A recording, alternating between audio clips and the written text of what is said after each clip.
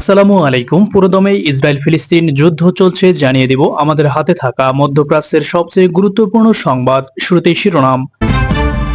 শুরুতেই জানিয়ে দেব এক গুরুত্বপূর্ণ ভয়ঙ্কর সংবাদ। লেবাননের সশস্ত্র গোষ্ঠী হিজবুল্লাহর ভয়ঙ্কর ক্ষেপণাস্ত্রের আঘাতে পিছপা হচ্ছে ইহুদিবাদী ইসরায়েলি সেনারা।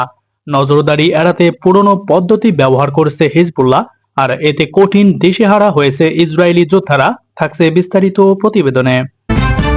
এদিকে ইহুদিবাদী কট্টরপন্থী ইসরায়েলে হামলা বন্ধের শর্ত দিল লেবাননের সশস্ত্র গোষ্ঠী হিজবুল্লাহ। এদিকে ফিলিস্তিনের স্বাধীনতাকামী সংগঠন হামাসের গুপ্ত হামলায় গাজায় ইহুদিবাদী কট্টরপন্থী ইসরায়েলের একজন কমান্ডার নিহত হয়েছেন। সবশেষে দেখবেন লেবাননের সশস্ত্র গোষ্ঠী হিজবুল্লাহর সঙ্গে টেক্কা দিতেই ইহুদিবাদী ইসরায়েলে ভারী অস্ত্রের বিশাল চালান পাঠাচ্ছে যুক্তরাষ্ট্র। শুনছিলেন শিরোনাম, এবার বিস্তারিত। ইরান সমর্থিত লেবাননের সশস্ত্র গোষ্ঠী হিজবুল্লাহ তারা ইসরায়েলের উচ্চ প্রযুক্তির অত্যাধুনিক নজরদারি ব্যবস্থা এড়াতে পুরনো পদ্ধতিতে ফিরে গেছে। কৌশলগত এমন পরিবর্তনের কারণ ব্যাখ্যায় গোষ্ঠীটির অন্যতম নেতা হাসান নাসরুল্লাহ বলেছেন, ইসরায়েলকে অন্ধ বা বোকা বানানোর জন্য এমনটি করেছেন তারা। শত্রুপক্ষের সবচেয়ে অত্যাধুনিক প্রযুক্তির মোকাবিলায় প্রয়োজন পুরনো পদ্ধতিতে ফিরে যাওয়া। হিজবুল্লাহর গোপন তথ্য সংগ্রহের জন্য নিরাপত্তা ক্যামেরা এবং রিমোট সেন্সিং সিস্টেম ব্যবহার করে ইসরায়েলি সশস্ত্র বাহিনী। অন্যদিকে তথ্য সংগ্রহের প্রক্রিয়াকে বাধাগ্রস্ত করতে ড্রোন ব্যবহার করছে প্রতিরোধ যোদ্ধারা। তারা মোবাইল ফোন এবং ইন্টারনেটের পরিবর্তে ব্যক্তি পর্যায়ে ব্যবহৃত পেজার এবং কুরিয়ার পদ্ধতি ব্যবহার করছে। এছাড়া তারা সাংকেতিক বার্তা এবং 25 বছরের আগেকার টেলিযোগাযোগ নেটওয়ার্ক বা ল্যান্ড ফোন ব্যবহার করছেন। এতে করে উন্নত প্রযুক্তি হাতে থাকা সত্ত্বেও তাদের অবস্থান শনাক্ত করা কঠিন হয়ে পড়েছে তেল আবিবের জন্য। হিজবুল্লাহ টিকে থাকার পাশাপাশি সফলতা পেতে পুরনো পদ্ধতির প্রতি মত দিয়েছেন লেবাননের একজন বিশ্লেষক কাসেম কাশির।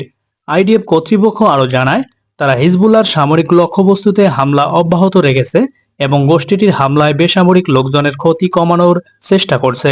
ইসরায়েলি হামলার হিজবুল্লাহর নিরাপত্তা ব্যবস্থা আরও কড়াকড়ি হয়েছে। যোদ্ধাদের মোবাইল ফোন নিষিদ্ধ এবং নিরাপত্তা ক্যামেরার সংযোগ বিচ্ছিন্ন করার নির্দেশ দেওয়া হয়েছে। লেবাননের সশস্ত্র গোষ্ঠী হিজবুল্লাহর এসব পুরনো পদ্ধতি দেখে হতবাক হয়েছে আইডিএফ। এদিকে ইসরায়েলি হামলা বন্ধ করতে চায় লেবাননের ইরানপন্থী সশস্ত্র গোষ্ঠীর হিজবুল্লাহ, তবে এজন্য গাজায় যুদ্ধবিরতি কার্যকর করতে হবে বলে জানিয়েছে সংগঠনটি। বুধবার হিজবুল্লাহর প্রধান হাসান নাসরুল্লাহ ইসরায়েলকে এই শর্ত দিয়েছেন।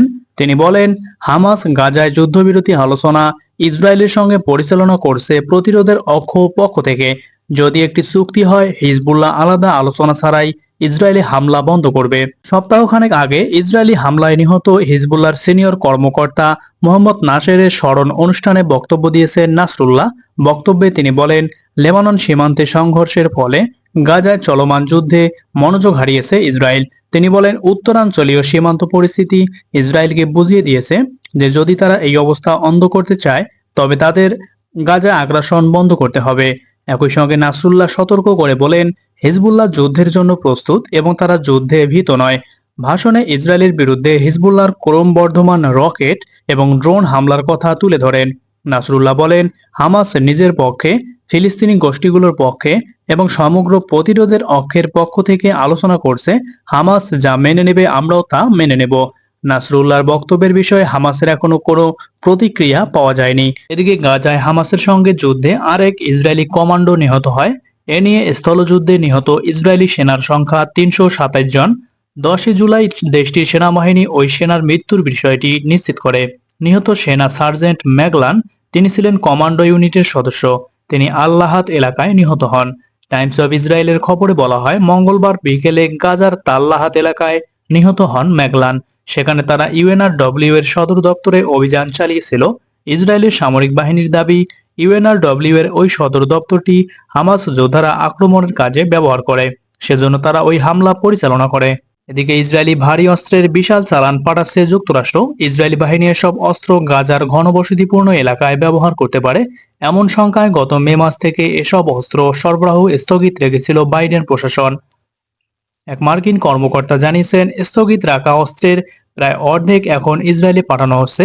গত মে মাসে হোয়াইট হাউস ঘোষণা করে যে তারা 1800 কোটি 2000 পাউন্ডের এবং 1700 কোটি 500 পাউন্ডের বোমার চালান সরবরাহ করা স্থগিত করেছে। ইসরায়েলের 10 লক্ষ ফিলিস্তিনির বসবাসের স্থান রাফায় আক্রমণের ঘোষণা করার পর এই সিদ্ধান্ত নেয় যুক্তরাষ্ট্র। ব্যাপক বেসামরিক নাগরিক নিহত হওয়ার উদ্বেগের মধ্যেই ইসরায়েল রাফায় হামলা চালায়। তবে গত মাসে ইসরায়েলের প্রধানমন্ত্রী কট্টরপন্থী নেতানিয়াহু দাবি করেন, ইসরায়েলে অস্ত্র সরবরাহ স্থগিত রাখার বৃহত্তর নীতি গ্রহণ করেছে যুক্তরাষ্ট্র। এতে বাইডেন প্রশাসন আরও ক্ষুব্ধ হয়।